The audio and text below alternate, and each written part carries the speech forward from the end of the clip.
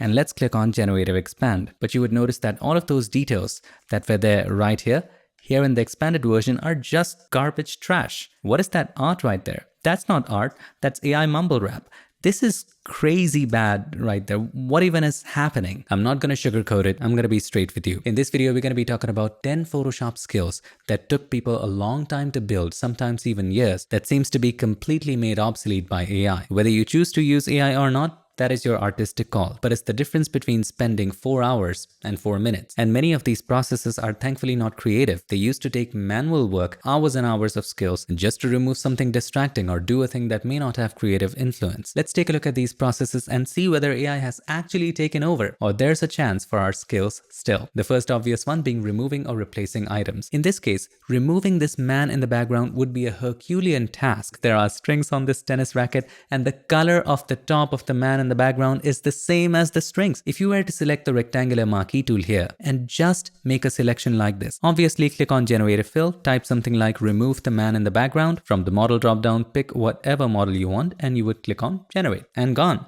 I actually generated a few times. Here was the first one. Here was the second one, but this is not over. That's where your real skills come in. Because if you were to zoom in, you would notice that it may not be the same person. Here's the before. See, the textures are changing all around. Here's the after.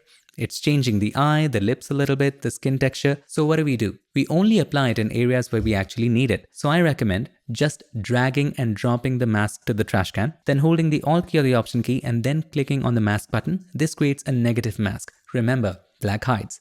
So you would take the brush with white as the foreground color and with a soft round brush, you would only paint on areas where you actually need it. And this does a wonderful job that way. Before, after. It also helps you remove things accurately that were kind of an impossibility just a few years ago. Have a look at the glasses here. It's not only covering the face, but there's shadow of the glass, there's some smudging. Again, I've made a square selection, Generative Fill, type in something like remove the glasses and you are good to go. Now these AI models are not perfect. First time I generated, it made the face smaller. I generated again. This time it was good, but I just wanted to try one more time. So I did, but it still moved the mouth. So again, we use the same trick that we used before. We delete the mask, hold the Alt key or the Option key, click on the mask button to create a negative mask, take the brush and only paint over the areas where you need it. And have a look at the result. It is the same eye, the same skin texture, the same everything. Many years ago, I made a video about how to expand your photos in Photoshop, and the way we did that in one of the earliest videos, say if you wanted to expand it in a way that it looks good on your website, we just took a sliver of it by using the rectangular marquee tool. We made a sliver, we either stretched it or made a copy on a separate layer. We moved it like so, and then we inverted that by right-clicking, flip horizontal. And it looked weird, but maybe it was manageable. Maybe if we used patch tool here, it would be hard to tell, but this was all we had, and we would painstakingly do all of that and correct that later as well. You kids have it easier. All you gotta do is to press C for the crop tool, 16:9 or whatever aspect ratio you want, and expand it like so. Click on Generative Expand, and you should be good to go. By the way, you can type in a prompt, you can choose your model. I'm going to choose the newest model, Firefly Fill and Expand, and click on Generate. Now, even though it has a resolution limit, because for most backgrounds, the backgrounds are blurred, it shouldn't affect it much. Let's take a look and whoa, that's pretty good. There are 3 options you get, first, second, third. You can go with either one of those and before, after. Even if you zoom in, since the background is blurred, it is hard to tell. But what if the background was more complicated than that? So if you press C and if we choose square right there, let's expand it like so, and let's click on Generative Expand. Just generate it. It does something, but you would notice that all of those details that were there right here in the expanded version are just garbage trash. What is that art right there? That's not art, that's AI mumble rap. This is crazy bad right there. What even is happening? So what is the solution to this? You see, Nano Banana is a better model, but Adobe doesn't let you use that with Generative Expand. And it's not really made for expanding, and it doesn't see those transparent pixels. So here's a smart thing we do. I'm adding a black background by clicking on the adjustment layer icon and choosing solid color. Picking black right over there, hit OK, and placing it under the layer. And then simply export the file to whatever platform you use, whether it's Magnific, Adobe Firefly, Up to you. I'm going to leave a discounted link to Magnific if you want it. The only reason we are doing it here is because this supports 4K. Inside of Photoshop, it doesn't as of now. I've uploaded this photo and just type in something like remove the black bars on both sides, 1:1 aspect ratio, 4K. You can generate 4 of these and click on generate with Nano Banana 2 or Nano Banana Pro. While the rest is processing, if I were to get this in Photoshop, by the way, this looks good. This is the result with Nano Banana, and obviously it has changed things. If we were to zoom in, here's the before, here's the original person. What are those? But our focus is the edge, and the edge it does way better than Mumble Wrap AI. Have a look at it. All the decorations, mostly good and definitely way better than what it was before. And you know the drill. Just to keep the edge, hold the Alt key or the Option key, click on the mask to create a negative mask. Take a brush, take a soft brush with white as the foreground color. Just bring back the edge areas and merge them nicely. That's it. That's all you gotta do. That way, you keep the subject exactly who he was. Just have a look at it. The quality has gotten so much better. Keep in mind, all of this is generated, the bricks and everything. Now, changing the lighting was a big challenge and quite impossible at that. And many years ago, we made a video where we zoomed in, did high-end dodging and burning one stroke at a time. Took hours to remove a single shadow. Here's an extremely complex example. I selected the entire image, clicked on Generative Fill, and typed in remove all shadow from the face and used the Firefly model. Have a look at it. Firefly Image 5 from Adobe. And this is what happened. Here is the after. If I were to ask the AI to directly create something like this, it would probably ban me, but if it wants to do that, it does. So again, I exported the image to Magnific and used Nano Banana 2. You can use any platform you like actually, and typed in remove all shadows from the subject, only because it could do 4K. And here we have 4 results and all of them removed it beautifully. Got that back inside of Photoshop and have a look at the results. Done. Here's the before, here's the after. I don't know what to say. You can actually change the entire scene. For example, here's a lot of harsh sunlight. And to remove the shadows, we would have to change the entire scene and not just the subject. So this time I typed in a prompt like remove all shadows and change the lighting to overcast and soft. Got it back into Photoshop and this is the result. We're going to zoom in. Here's the before. And actually it did not change the subject as much. This is insane. Now where AI actually needs improvement is when you want to change the lighting in a specific style, and this leads into the creative aspect of it. Here I asked it to create a 3-point flash lighting setup with a rim light, and this is what it did. Now so far it looks good, but as soon as you zoom in you realize it may not even be the same person. Here's the before, here's the after. It's very similar, but the eye changes. Before, after. Have a look at the teeth and the braces. They change as well. The skin texture changes as well. Another thing that would take so much time before to do in Photoshop would be the reflections. You would either have to create curves adjustment layer and do high-end dodging and burning to remove all the reflections, or use the clone stamp tool to clean that up later. But right now, there's a feature for that. Let's make a copy of the background layer by selecting it and pressing Ctrl or Command J. I recommend going to Filter, Convert for Smart Filters, and then Filter, Camera Raw Filter. Inside of that, go to the Remove section, scroll down and you will find Reflections.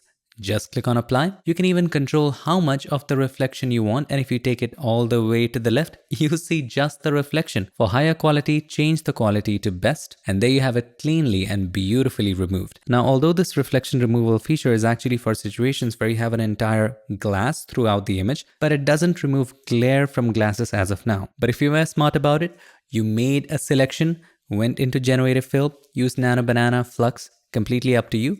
You could easily remove all the glare by keeping the eye exactly the same. Here's the before, here's the after. I actually used Firefly Image 5 and used the prompt, remove all reflections from glasses. Now here's one of the major real applications of AI that completely changed the game. Remember earlier, if we had to select an object like this, it would make us cry. We would have to zoom in, select the pen tool, slowly and gradually make a path around it. Now, although nothing comes closer to the accuracy of the pen tool, and you might need it for huge billboards, but for most of the work, you can right now click on Remove Background, and it does an incredible job even for complex objects like this. AI will help you create those accurate selections fast, but you can creatively put this in whatever background you want. And this is something that I manually created, as you can see right here, and brought back in the original shadow. Here's the cutout with a simple white background, but we can put it in something like this. Have a look how cool this looks. And you can change the background to whatever you want, and this is all manually created in super high resolution. Even though it has made all of those selections incredibly easy, you need to know the tricks. For example, in this case, if we click on remove background, if you have a look at the hair, the mask is okay. But as soon as you put it in something like a red background, the same color as her lipstick, let me do this, place it under the subject, the hair starts to look weird. And if you know the concept of blend modes, you can easily fix this. Just duplicate this layer by pressing Ctrl or Command J. Turn the first one off. With the second one, change the blend mode to multiply. Have a look, the edges are fixed because it's only darkening it. But we do need to get the subject area back. For that, turn this layer on. And from this layer, subtract the edges, select the mask, take the brush, black as the foreground color, just erase around the edges. That's all you gotta do. See how easy this is to fix now. You can take your time to do it more cleanly, but you get my point. You would only know these tricks if you understand the concepts of Photoshop and not just a prompt. Little compositing edits have become so much easier. May not be accurate, but have a look. Here's a jewelry, and I want this jewelry on this subject. And if we were to copy this and paste it right here, you would have to dodge and burn to first match the lighting, do some kind of warp to match that up, and on top of that, paint a lot of shadows to make it possible. The whole process would require years of skills and practice, and it would give you accuracy.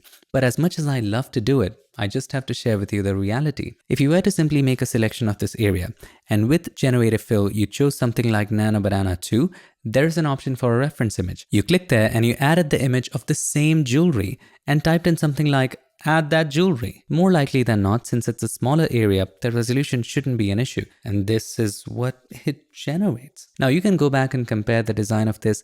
There might be some discrepancies here and there, but this is where we are going. I gotta be honest with you, I made that video about removing sweat patches, even though that could be the most accurate thing. It took me a while to perfectly target that area, clean up the edges, but these days, somebody could just make a selection. For example, in this case, here was the before. Cleaning up braces would be a nightmare. You could just type in something like remove braces and it is done.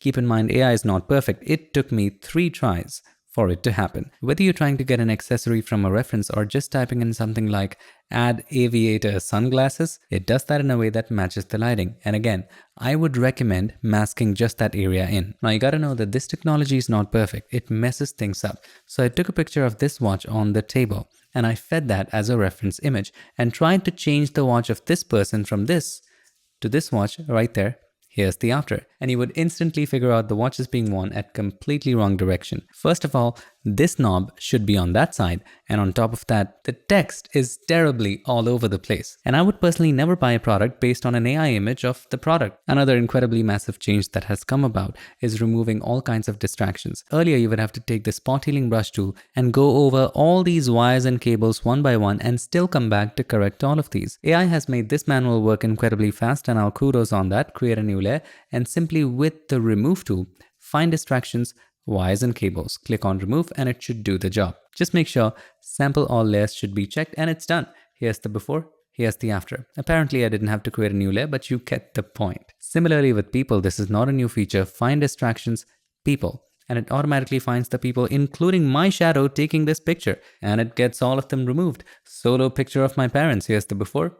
Here's the after. It's not just limited to people, wires and cables. If there's dirt on the ground, if there's all kinds of distractions, find distractions, general distractions. It actually looks at the image and recognizes all kinds of distractions. For example, poles, spots and dust, text, everything, visual clutter, urban elements. Have a look at the dust and the debris. It just selected all of those areas. Even in retouching, there are certain manual things. I'm not talking about frequency separation, high-end dodging and burning, because those are artistic in nature. But there are annoying things like removing wrinkles from backdrops, fixing little things. That takes up all your time. Simply press Ctrl or Command J, and a series of plugins that I use and I have been using for 5 years now and highly recommend are Retouch for Me plugins. Go to Filter, Retouch for Me. You need to have this plugin for it to work. It's an AI plugin. There are many plugins that touch upon the various aspects of retouching, like removing blemishes, dodging and burning, cleaning up the veins in the eyes, removing shine. But the one we are using today is Clean Backdrop, and it does it all automatically. Let us choose bigger dirt, which is the bigger ups and downs, and fixed, done. You can choose how much of it do you want to remove, make mask, and hit apply. And you have it all done in a brand new layer. I made a popular video a few years ago about extending the backdrop. Again, it's the most accurate thing, but these days I'm surprised. You can just select that area, Type something like extend the backdrop all the way to the ground and generate something like this. I know it is not perfect. Then you can select the mask, take the brush, black as the foreground color, just fade it in. That's it. That's really it. And the details are so good. You can either crop it, stretch it, or generate it, and you'd be good to go. Many a times we have missed focus when taking a photo, and sometimes the depth of field was so shallow, it didn't get the whole thing. Now earlier we would use something like filter, sharpen, unsharp mask, and try to fake all the details by sharpening it too much, increasing the radius, and it would never get it right. And now you can try just typing in something like fix and sharpen the blurry nose and the lips, and this is what you get. Crazy. Before, see all those blurred areas? After. It's hard to believe. They maintained the position. Before, after, and the edges as well. Here's some real-world examples of one of the most coolest things in upscaling that has ever happened. Decent resolution, not that high. If you zoom in too much, it does start to pixelate. If you go to Magnific, inside of that if you were to open the image upscaler, keep in mind this is very expensive. I have uploaded the same photo and chosen the precision model. Here we can make it larger by 4x. I don't want extra sharpness or grain, and click on upscale. Let's compare it in Photoshop, and if this doesn't blow your mind, I don't know what will. Here's the before, and here is the after. Didn't see the difference? Again, here is the before, see the leaf, and what do I even say? What do I even say? Even if you take a look at the texture of the wood, before, no texture, after, real texture. Upscaling with AI has entirely changed the game. I've made a video about it, you can check it out right here, or check the links in the description for the guide. So what do you think of where everything is going with AI?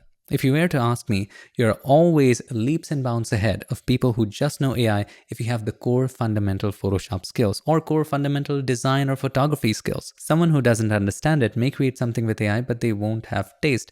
And when AI goes wrong, they would not know what to do. I hope you enjoyed this video, and if you did, make sure to give us a like, and also don't forget to subscribe, and not just subscribe. Ring the bell so that you, my friend, don't miss any other future tips, tricks, or tutorials. Thank you so much for watching. I'll see you in my next one. Till then, stay tuned and make sure that you keep creating. Don't